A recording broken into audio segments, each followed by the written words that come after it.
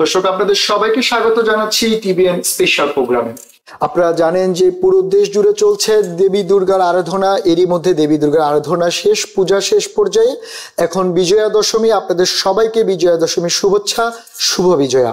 আমরা বিজয়া দশমীর এই সময়ে এসে যে জিনিসটা সবচেয়ে বেশি আলোচিত, যে আমেরিকাতেও মানুষ যে দুর্গাপূজার যেমন আনন্দ করেছে সেটি আসলে এক কথা অসাধারণ। এবং প্রতিটা মণ্ডপে মণ্ডপে ছিল ভক্তদের, দর্শনার্থীদের উপচে পড়া ভিড়। নানা প্রোগ্রাম ছিল, সাংস্কৃতিক অনুষ্ঠান ছিল, পূজার আচার আচরণ অনেক কিছুই ছিল, কোনো কিছুর কমতি ছিল না। বাংলাদেশকে কেউ তেমন মিস করলেও আসলে প্রবাসে যে এই অভাবটা পূরণ করেছে সেটি এক কথায় অসাধারণ। আমরা সেই দুর্গাপূজা বিজয়া দশমীর এই সময়ে এসে আমরা আলোচনা করব যে দেবী দুর্গাকে কেন পূজা করা হয়, কেন এই বিসর্জন, কেন এই বিজয়া দশমীর মাহাত্ম্য বা তাৎপর্য বা কি, এসব ব্যাপারে কথা বলতে আমাদের সঙ্গে আজকে দুজন নারী শক্তি রয়েছেন, যারা দেবী দুর্গা রূপে যেভাবে পূজা করা হচ্ছে তেমনি তারাও নারী শক্তি। দুজন নারী আমাদের সঙ্গে রয়েছেন। একজন হচ্ছে সুতপা কর, আপনি অপরাজিতা কর, আপনাকে আমাদের অনুষ্ঠানে স্বাগত। সেই সঙ্গে আরেকজন হচ্ছেন, আপনি হচ্ছেন, আপনার নিজের নামটা আপনি পরিচয়টা আপনিই দেন, তাহলে আমাদের দর্শকদের জন্য ভালো হবে। নমস্কার, আমি চম্পা সরকার নন্দী। সবাইকে শারদীয় এবং বিজয় দশমীর অনেক অনেক শুভেচ্ছা। আপনার আরো একটা পরিচয় রয়েছে, আপনি পাশাপাশি বাংলাদেশ পূজা উদযাপন পরিষদের সাংস্কৃতিক সম্পাদিকা সম্ভবত, তার মানে আপনার সাংগঠনিক। সেই সঙ্গে আপনারও রয়েছে, আপনিও অনেকদিন ধরে বাংলাদেশ পূজা উদযাপন পরিষদ 23 বছরে পড়েছে। প্রতি বছরই আমরা দেখি প্রতিটা মণ্ডপে আপনার সরব উপস্থিতি। আমরা শুরুতে আপনার কাছে যাব, যেটা হচ্ছে এই যে এই 4 দিন ব্যাপী বিশাল আয়োজন, অনেক অনুষ্ঠান, অনেক মানুষ, অনেক দর্শনার্থী এবং আচার রীতিনীতি সবকিছু পালন করলেন। এই যে বিদেশের মাটিতে, প্রবাসী আমেরিকাতে এই ধরনের একটা পূজা, বিশেষ করে আপনাদের পূজা যেটা 23 বছরে শেষ হলো, 23 বছরে পড়লো, 22 বছর ধরে আপনারা এটা করে আসছেন, কেমন অনুভূতি, কেমন লেগেছে এই পুরো আয়োজনে? আচ্ছা, ধন্যবাদ আপনাকে। সবাইকে বিজয়া দশমীর শুভেচ্ছা জানাচ্ছি, শুভ বিজয়া। নিশ্চয়ই সবাই খুব ভালো পুজো কাটিয়েছেন। আর যে অভিজ্ঞতাটা আপনি জানতে চেয়েছেন, 23 বছরের অভিজ্ঞতা, সেটা একদম শুরুতে আমরাও কিন্তু বয়সে বাচ্চা ছিলাম। তো তখন আমাদের মধ্যে যে একটা উৎফুল্লতা কাজ করতো। নিয়ম রীতিনীতি তো আমাদের দুর্গাপূজায় প্রচুর, তো অত রীতিনীতি হয়তো বা আমরা পালন করতে পারি না, কিন্তু মনের ভিতরে যে আবেগটা থাকে সেটার অনুভূতি আসলে প্রকাশ করার মতো না। আচ্ছা, সেটা আমরা কিন্তু বাংলাদেশের মতোই মনে মনে সবকিছুই করি। সেই কলা বউ সাজানো থেকে শুরু করে মায়ের আলতা পরা, মায়ের টিপ পরা, সবকিছুই আমরা কিন্তু মনের মাধ্যমে করে থাকি।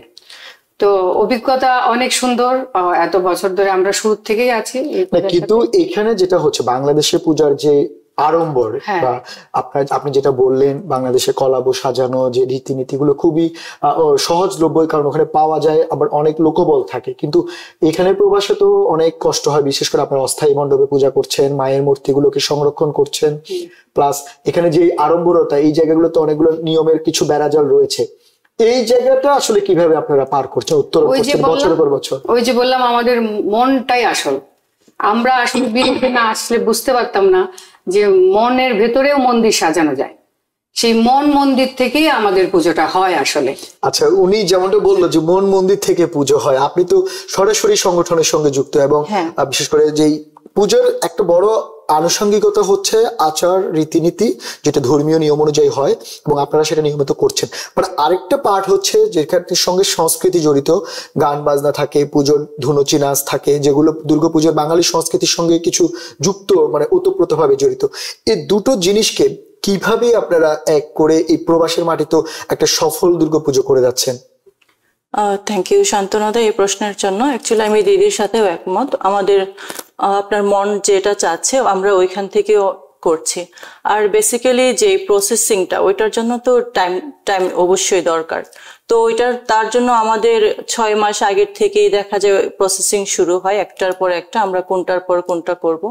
যেহেতু বাংলাদেশ পূজা উদযাপন পরিষদ আমরা একটা হলের মধ্যে করি, তো আমাদের ওই হলটাও আপনার রেন্ট নিতে হয়। আমাদের যে পুরোহিত মশাই, উনি পঞ্জিকা দেখে ঠিক করবেন কোন দিন কোন পূজাটা হবে, কয়টা থেকে কয়টা পর্যন্ত টাইমটা আছে। তো তার উপর ভিত্তি করে আমরা পূজা অর্চনাগুলো করে থাকি। এবং কালচারাল যে প্রোগ্রামগুলো আমাদের স্থানীয় শিল্পী যারা আছেন ওনারা অ্যাটেন্ড করেন, প্লাস আমাদের ইন্ডিয়ান শিল্পী আসেন, ওনারাও অ্যাটেন্ড করেন আমাদের পূজা।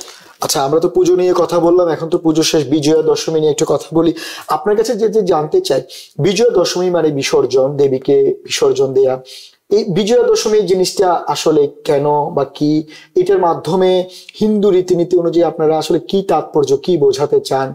আর যে বারবারই একটা কথা বলা হচ্ছে যে দেবী দুর্গার এই যে 4 দিন 5 দিন ধরে পূজা, এটা আসলে কি, মানে যদিও অনেক দর্শকও জানে, তারপরেও যারা জানে একটু যদি একটু রিমাইন্ড করতেন পুরো প্রসেসটা আছে, দেবী বাপের বাড়িতে আসা যাওয়া এবং বিসর্জনের তাৎপর্যটা একটু যদি বলতেন। আসলে এটা অনেক রকম ব্যাপার, কিছুটা লোকজ ব্যাপারও আছে। গ্রাম বাংলায় তাদের মেয়ে ঘরে আসে, আবার আরেকটা দিক চিন্তা করলে মা দুর্গা অসুর নিধনে আসেন। তো দুই রকম ব্যাপার, একই রকম না কিন্তু জিনিসটা। একটা হলো মেয়ে বাবার বাড়িতে আসলো, এখানে এসে পাড়াপড়শি সবার সাথে আনন্দ করলো, যেটা বারোয়ারি পূজা হিসেবে প্রচলিত আছে বাংলাদেশে। সেখানে নিয়ম কানুনের থেকেও বড় কথা হলো ওই সময়টাতে গ্রাম বাংলার মেয়েরাও কিন্তু বাবার বাড়িতে আসে, যে আমার বাড়িতে পুজো হবে, আমি ওই সময় বাবার বাড়িতে যাব। একটা সময় ছিল মেয়েরা বছরে একবারই বাবার বাড়িতে যেতে পারতো, এবং সেটা এই সময় যে হ্যাঁ বারোয়ারি পুজো হবে, আমি ওই সময় বাবার বাড়ি যাব। আর আরেকটা হলো মায়ের অসুর নিধন, যেটা রাম সিম্বলিক অর্থে, যেটা মানে শ্রীরাম যখন রাবণের সাথে রাবণের সাথে যুদ্ধ করে যখন জয়ী হলেন, ওই সময়টা যে বিজয়া, উনি যে মানে বিজয়ী হয়েছিলেন, সেই সময়ের যে আনন্দ উৎসবটা, সেটাকেই বিজয়া বলে আমরা আখ্যায়িত করে থাকি এবং পালন করে থাকি। সেই সময় আলোকসজ্জা, সেই সময় খাওয়া দাওয়া, আনুষ্ঠানিকতা যা যা আছে, সেইটা একটা। তো এখানে দুই রকম ব্যাপার, দুটো ভাবেই হ্যাঁ এই বিজয়া দশমী তাৎপর্যটা আপনি বলছেন যে একটা হচ্ছে যে একজন নারী হিসেবে বা কন্যা হিসেবে মায়ের বাড়িতে বাবার বাড়িতে আসতো বছরে, সেটা এক ধরনের আনন্দ। আবার অসুর বা যেটাকে বলছে অশুভ শক্তিকে বিনাশ করে যে বিজয়, সেটাও দুটো জিনিস। সেটা হ্যাঁ দুই রকম ভাবেই আমরা পালন করে থাকি। আর বিসর্জন বলতে আসলে মা আসেন আমাদের জন্য সব শুভ নিয়ে, এবং মার সাথে করে নিয়ে যান আমাদের যত অশুভ আছে, আমাদের সাথে যত কালো আধার, আমাদের মনের যত কুদৃষ্টি, মনের যত মানে শক্তি, হ্যাঁ সেইগুলি মায়ের সাথে আমরা বিসর্জন দিয়ে দিই। না, কিন্তু যেটা হচ্ছে যে বিসর্জনের সময় আমরা দেখি যে খুবই হৃদয় বিদারক ব্যাপার হয়, কষ্ট লাগে যে মা আসলো চলে গেল দেবী, মানে এই যে একটা ব্যাপার। কিন্তু এটার পেছনে আসলে বড় কারণটা কি? শুধুমাত্র কি আমরা যেটা দেখি মানে রিচুয়াল বা সমাজে যে দেবীকে বিসর্জন দেওয়া হচ্ছে, তারপরে 4 দিন পূজা করা হলো বা মূর্তিটাকে নিরঞ্জন করা হলো, এটাই কি, নাকি এর পেছনে আরো বড় কোনো তাৎপর্য রয়েছে আপনাদের ধর্ম মতে বা আপনাদের রিচুয়াল মতে? আসলে পুজো 5 দিন, ষষ্ঠী, সপ্তমী, অষ্টমী, নবমী এবং দশমী। তো দশমীর পূজা শেষ হওয়ার পর আমরা মায়ের প্রতিমাকে জলে ভাসিয়ে দেই। তো মা যখন আবির্ভূত হন তখন এটা ঈশ্বরের সাকার হয়, আর যখন আমরা জলে ভাসিয়ে দেই সেই ঈশ্বরের সাকারটা আমরা মনে ধারণ করি এবং মায়ের সেই প্রতিমাটা আমরা জলে ভাসিয়ে দেই। তার মানে আপনার যে অশুভ শক্তিটা আছে, সেই অশুভ শক্তিটা আমরা মা আমাদের সেই অশুভ শক্তিটা মা সাথে করে নিয়ে যাচ্ছে, এবং আমরা আশায় থাকি যে মা শুভ শক্তি নিয়ে আবার আমাদের মাঝে ফিরবে। আর হৃদয় বেদারক বলতে যেটা বোঝায় সেটা তো হৃদয় বেদারক, ওইটা অনেক অনেক কষ্টদায়ক, খুবই কষ্টদায়ক। আমরা যখন ছোট ছিলাম বাংলাদেশে, যখন আমরা পূজা করতাম তখন আমরা অনেক কাঁদতাম, কেঁদে দিতাম অনেক অনেক, আমরা সবাই খুব কাঁদতাম যে মা চলে যাচ্ছে। ফিলিংসটা এরকম হয় যে আমাদের মা চলে যাচ্ছে, এরকম একটা ফিলিংস। আবার সেই আনন্দটাও আসে যে মা আবার আমাদের ঘরে ফিরবে, ঘরের মেয়ে উমা আমাদের ঘরে আবার ফিরবে। না সেটাই, যেমন অনেকেই মানে আপনার আমরা যারা পুরোহিতদের সঙ্গে যখন কথা বলি বা যারা ধর্মীয় গুরু রয়েছে, তারা বিসর্জন মানে আসলে শেষের শুরু, আবার নতুন করে আসছে আগামী বছর আবার, এটা মানে নয় যে একেবারেই চলে গেল। কিন্তু আরেকটা জিনিস হচ্ছে দেবী দুর্গার এতগুলো রূপের ব্যাপারে আপনি বললেন একটু আগে, আরেকটা বড় রূপ হচ্ছে উনি দেবীকে শক্তি রূপে তুলনা করা হচ্ছে। এটা একটু যদি বলতেন যে দেবী দুর্গাকে আপনারা কেন শক্তি রূপে ব্যাখ্যা করছেন, আর এই শক্তিটা আসলে নারী শক্তির সঙ্গে, বর্তমানে আপনাদের নারী শক্তির সঙ্গে কোন জায়গাটাতে অনেক মিল রয়েছে বলে আপনি মনে করেন? আসলে নারী মানে হচ্ছে প্রকৃতি এবং নারী একজন আরেকজনের সাথে ওতপ্রোতভাবে জড়িত। হ্যাঁ, তো প্রকৃতি থেকে যেরকম প্রতি বছর প্রতি নিয়তই নতুন নতুন সৃষ্টি হচ্ছে, একজন নারী মানেও তার থেকে নতুন নতুন সৃষ্টি। সেই হিসেবে নারী যদি না থাকতো আমার মনে হয় না পৃথিবীতে আর কোনো কিছুই থাকতো না। কিন্তু আসলে নারী যদি না থাকতো, একজন নারী হচ্ছে মাধ্যম, যেরকম প্রকৃতি মাধ্যম। কয়েক বছর আগে আমাদের করোনা এসে দেখিয়ে দিল যে প্রকৃতি যদি বিরূপ হয় কি হতে পারে। হ্যাঁ, ঠিক তেমনি একজন মা যদি কখনো বিরূপ হয় বা মা যদি খুব বেশি রাগ হয়ে যায় একটা বাচ্চার প্রতি, তখন মার কত উগ্র রূপ হতে পারে। সেই মা দুর্গার আমরা বিভিন্ন রূপে দেখতে পাই মা দুর্গাকে। আমরা দেখতে পাই যে যেমন আপনি একটু আগে বললেন, নারী যেমন নারী কন্যা হিসেবে একরকম, নারী মা হিসেবে একরকম, কন্যা জায়া জননী সবই নারী। আবার যখন স্বামী সংসার করছে দায়িত্বশীল একজন, আবার সেই নারীকে আমরা সেই দুর্গাকে দেখতে পাচ্ছি অসুর নিধনে, যখন দেশের প্রয়োজনে, রাষ্ট্রের প্রয়োজনে, সমাজের প্রয়োজনে, মানুষের প্রয়োজনে তাকে দাঁড়াতে হচ্ছে। আমরা দেখলাম দেবী দুর্গা সেই জায়গাটাতে একটু যদি একটু ব্যাখ্যা করতেন। সেই মা দুর্গাকেও কিন্তু আত্মাহুতি দিতে হয়েছিল যখন তার নিজের বাবাই আর স্বামীকে যখন অপমান করলো, তখন মা দুর্গাকেও আত্মাহুতি দিতে হয়েছিল। তার মানে এই যে স্যাক্রিফাইসের ব্যাপারটা, স্যাক্রিফাইসও নারীরাই করছে, নতুন নতুন করে সৃষ্টিও নারীরাই করছে। তাহলে আপনি কেন বলবেন না যে নারীরাই শক্তিশালী? তার মানে হচ্ছে আমরা সেই দেবী দুর্গার সময়কাল থেকে বর্তমান, যেমন উনি বললো বর্তমান নারী আপনারা যারা রয়েছেন, সে একই প্রসেস, একই স্যাক্রিফাইস সমাজের জন্য, সংসারের জন্য, বাবা মার জন্য। এই জায়গাটা যদি একটু বলতেন যে দেবী দুর্গার এই যে রূপটা আমরা দেখি, বিশেষ করে আমরা যেটা আমরা পূজা করছি, সেখানে দেবী দুর্গার একটা মানে দায়িত্বশীল রূপ, যেমন উনি 4 সন্তানকে নিয়ে আসছেন এখানে আপনাদের মর্তে আসছেন, আবার উনি বাবার বাড়িতে থেকে আবার চলে যাচ্ছেন। এই যে দায়িত্বশীলের জায়গাটা, এটা এখনকার নারীদের সঙ্গে যদি আমরা সিমিলারিটি করতে যাই, আপনি কেমন সিমিলারিটি দেখেন বা কেমন মিল দেখেন? আমি বলবো যে এটাতে আমি পুরোটাই মিল দেখব। মা দুর্গার 4 সন্তান, লক্ষ্মী, সরস্বতী, কার্তিক, গণেশ। তো মা দুর্গার যেমন তার সংসারটা সামলাতে হয়, তার সন্তানকেও সামলাতে হয়। একই দিকে আবার মা দুর্গা হচ্ছেন শিব ঘরণী, তার স্বামীকেও তার সামলাতে হচ্ছে। তো সিমিলার আমরা নারীরা এখন, আমাদেরও ঘর আছে, সংসার আছে, সন্তান আছে। আমাদের যেমন আমাদের সংসার সামলাতে হচ্ছে, ঠিক তেমনি মা দুর্গা যখন দেখেন তার সন্তানরা দুর্গতিতে আছে, দুঃখে আছে, কষ্টে আছে, মা দুর্গা কিন্তু ঘরে বসে থাকেন না। মা দুর্গা তখন অসুর বিনাশিনী হিসেবে যুদ্ধে এগিয়ে আসেন। আমাদেরও তখন আমরা যখন দেখি আমাদের সন্তানরা কোনো একটা কষ্টে আছে বা কারোর দ্বারা আমাদের সন্তানরা একটু কষ্ট পাচ্ছে, আমরা কিন্তু ঘরে বসে থাকি না, আমরা আমাদের সন্তানকে রক্ষা করতে চলে যাই।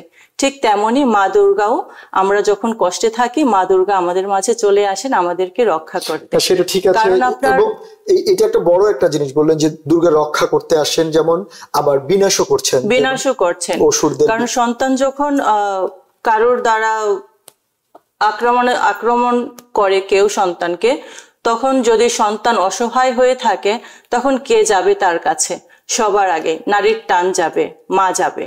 তো সেই ক্ষেত্রে আমি আপনার কাছে যে বর্তমান সমাজ ব্যবস্থায় যে আমরা এই আধুনিক পৃথিবীতে এসে এখনো কতটা মানে এই প্রাসঙ্গিক এই দেবী দুর্গার এই যে ভূমিকাটা, বা এখনো আপনাদের বর্তমান নারী সমাজকে এখনো সে আগের মতো করে সংগ্রাম করতে হচ্ছে, এখনো লড়াই করে টিকে থাকতে হচ্ছে, এখনো আপনাদেরকে প্রতিনিয়ত প্রমাণ দিতে হচ্ছে, প্রমাণ করতে হচ্ছে, এটা এখনো এই কতটা প্রাসঙ্গিক মনে হয় আপনার কাছে? এটা আসলে এই যুগ আর সেই যুগের কোনো ব্যাপারই নেই, কারণ সবসময় একই রকম জিনিসটা। ওই যে একটু আগেই সে বললো যে যখনই সংসারের প্রয়োজন হয়, সে স্বামীর হোক, সন্তানের হোক, ভাইয়ের হোক, যারই হোক, আমাদের সাথে রিলেটেড যত মানুষ আছে, যাদেরই একটু বিপদ হোক, আমরা কিন্তু প্রথমেই ঝাঁপিয়ে পড়ি। তখন কিন্তু আর ওই চিন্তা করি না কখন আমি পূজা করব, তারপরে আমাকে শক্তি দিবে, তারপরে আমি যাব। এটা হয়ে যায় আসলে। তো ওইটা মা দুর্গাকে আমরা সবসময় ধারণ করি, আমাদেরকে ধারণ করতেই হয়। কারণ এই যে বিদেশে, বাংলাদেশের কথা আলাদা, ওখানে কিন্তু ফ্যামিলির মোটামুটি সবাই ফ্যামিলি ওরিয়েন্টেড থাকে, অনেক লোকজন থাকে। হ্যাঁ, হেল্পের অনেক হাত আছে, মানে হেল্পিং হ্যান্ড প্রচুর পাওয়া যায়। আমাদের কিন্তু নেই। এখানে প্রবাসে এখানে আমরাই দশভুজা, চাকরি করতে হচ্ছে এখানে আমাদের। হ্যাঁ, ঘর যেমন সামলাতে হচ্ছে, চাকরিও সামলাতে হচ্ছে। সেম মা দুর্গা তার ঘরও সামলাচ্ছে, আবার যখন কেউ দুঃখ কষ্ট থাকে আমরা আমাদের মতো, তখন মা দুর্গা আবার আমাদেরও রক্ষা করতে আসেন। আচ্ছা, সেইটা তো দুর্গা এই ব্যাপারটা গেল, কিন্তু প্রবাসের ব্যাপার যেহেতু তুলেছেন, প্রবাসে দুর্গাপূজা করে আর বাংলাদেশের দুর্গাপূজা করে দুটোর মধ্যে এখন কেমন মিল দেখেন বা কতটা মিস করেন এই মানে বাংলাদেশের আড়ম্বর আর এখানকার আয়োজন? আসলে বাংলাদেশে যখন ছিলাম আমি ছিলাম ফ্যামিলির সবার ছোট, আমার বাবার বাড়িতেও আমার শ্বশুর বাড়িতেও। আচ্ছা, তো আমার আসলে পুরোটা সময় আমি শুধু আনন্দই করে যেতাম, শুধু গিফট আর খাওয়া দাওয়া। তো আমি অত আচরণ অনুষ্ঠানের মধ্যে আমাকে আসলে কখনো যেতে হয়নি। আচ্ছা, কিন্তু যখন আমি এখানে চলে আসলাম, এখানে কিন্তু আমি দশভূজা। আচ্ছা, যা করি না করি সবই কিন্তু আমার। তো এখানে আসার পরে আমি আমারও গার্ডিয়ান, আমি আমার বাচ্চাদেরও গার্ডিয়ান, আমি এমনকি আমার হাজবেন্ডের গার্ডিয়ান আমি। তারপরে আপনাদের মানে আপনার এই ব্যাপারটা শুধু আপনার জন্য, এখানে যত নারী রয়েছেন প্রায় সবার দুইটার সংজ্ঞাই কিন্তু দুরকম। দেশে আমি ছিলাম মানে ঘরের মেয়ে হিসেবে ছিলাম, আমি শুধু এনজয় করতাম, শুধু আনন্দ করতাম পূজাতে। এত কিছু মাথায় মানে আসতো না, তো স্ট্রেস আমার নিতে হয়নি কখনো কার জন্য কি গিফট কিনবো, বাচ্চারা সকালে কোন জামা পরবে, বা সকালে উঠে আমাকে আগে স্নান করে পুজো দিতে হবে, এই সেই কিছুই আমার মাথায় ছিল না। এখানে এসে কিন্তু সবটাই আমার চিন্তা, সবটাই কিন্তু আমার মাথায় প্ল্যানিং। হ্যাঁ, আমার মাথায় কিন্তু সবটা প্ল্যানিং থাকে। তো এখানকার এটা পুরোই অন্যরকম।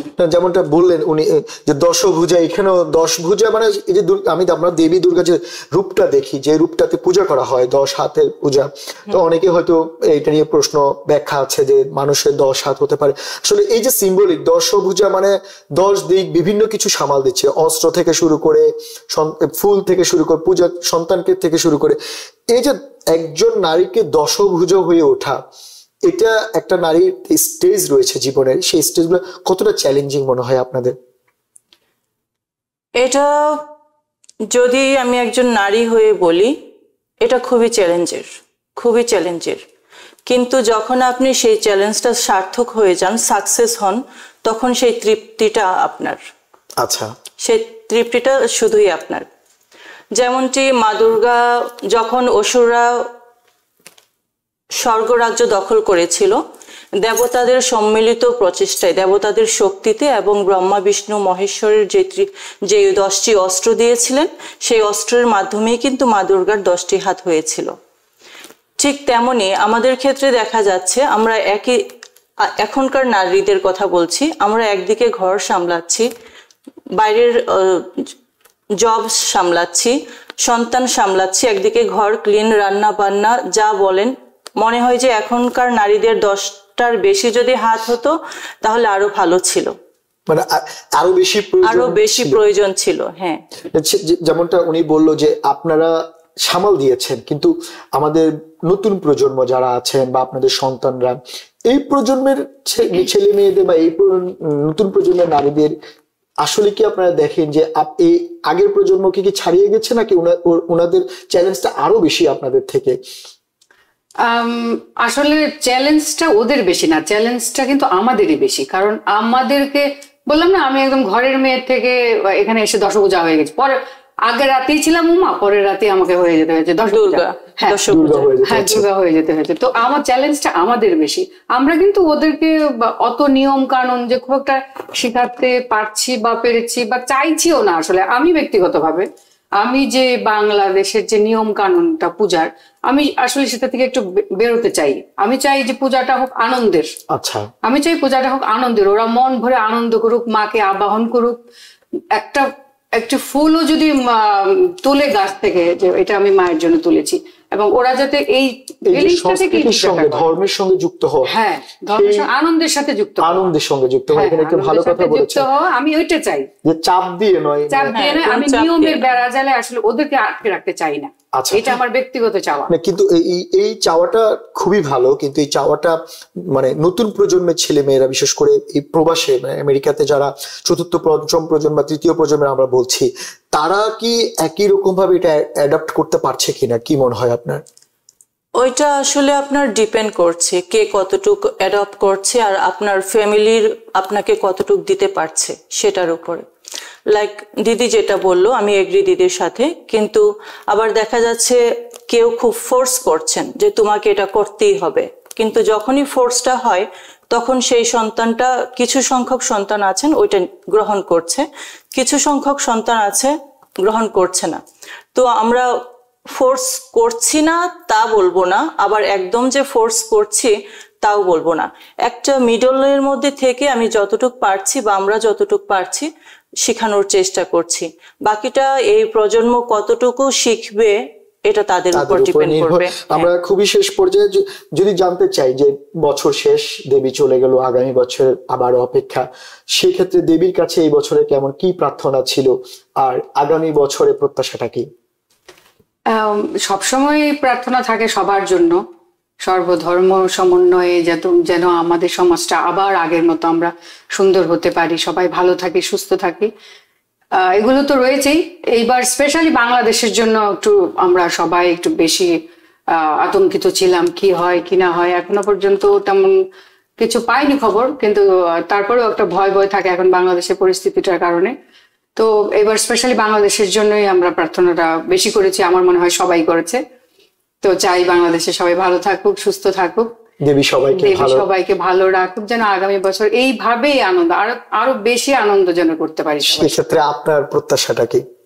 আমার প্রত্যাশা হচ্ছে দেবী দুর্গা যেমন জাগরিত হয়েছিলেন অশুভ শক্তিকে অশুভ শক্তির বিনাশ করার জন্য এবং শুভ শক্তির সূচনা করার জন্য, মা যেন আবারও আসেন আমাদের মাঝে অশুভ শক্তির বিনাশ করে শুভ শক্তির সূচনা করতে। আপনাদের দুজনকে অসংখ্য ধন্যবাদ। আমাদেরও প্রত্যাশা থাকবে এই শুভক্ষণে, বিজয়া দশমীর এই শুভ দিনে, যাতে দেবী দুর্গা সবার যে অশুভ শক্তি বিনাশ করে শুভ বয়ে নিয়ে আসুক, পৃথিবীতে বয়ে নিয়ে আসুক শান্তি সমৃদ্ধি। দর্শক, আপনাদেরও বিজয়া দশমীর আবারও শুভেচ্ছা। সেই সঙ্গে আপনাদেরও প্রত্যাশা এই পৃথিবীতে সকল অন্ধকার কেটে যাবে, সকল অশুভ বিনাশ হবে, আবার পৃথিবী ভরে উঠবে সুখ, শান্তি ও সমৃদ্ধিতে। আপনাদের সবাইকে বিজয়া দশমীর অভিনন্দন। TBN 24 টেলিভিশন দেখতে আজই কল করুন 7187776556। লগ ইন করুন www.totalcablebd.com। নিউ ইয়র্ক থেকে সম্প্রচারিত TBN 24 টেলিভিশন বিশ্বজুড়ে বাঙালির কণ্ঠস্বর।